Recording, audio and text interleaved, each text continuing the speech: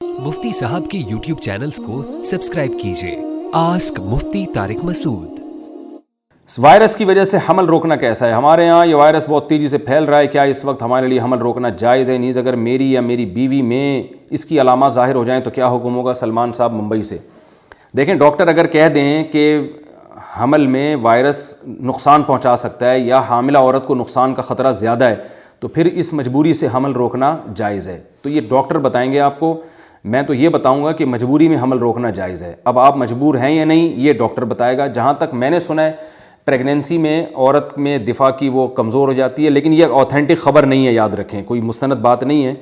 ऐसी इधर से कहीं पढ़ा है मैंने, और बहुत सारी पढ़ी हुई चीज़ें आज हम देख रहे हैं कि वो जो है वो गलत करार हुई हैं। तो अब जब तक पूरी रिसर्च नहीं होती मैं बात नहीं करता। तो ऐसी उड़ती उड़ती हमने सुनी है कि प्रेगनेंसी में नुकसान का ख़तरा ज़्यादा होता है, वल्लाहु आलम। लेकिन आप इस बात पर एतमाद न करें, आप डॉक्टर से पूछें। अगर वाकई कोई रिलायबल डॉक्टर कहता है कि प्रेगनेंसी में औरत को इस वायरस के अटैक का ख़तरा ज़्यादा है, तो फिर हमल रोका जा सकता है वक्ती तौर पर। हाँ, हमल ठहर गया हो तो गिराना जायज़ नहीं है, क्योंकि जो बच्चे की जान है वो भी कीमती है, उसको ज़ाया करना दुरुस्त नहीं है।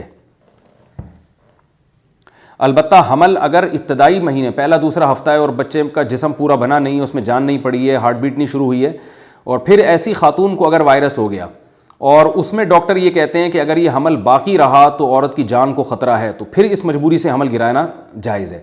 तो लेकिन अगर बच्चा बन चुका है, उसमें जान पड़ चुकी है, 4 महीने हो चुके हैं बच्चे को, तो फिर किसी कीमत पे हमल गिराना जायज़ नहीं है।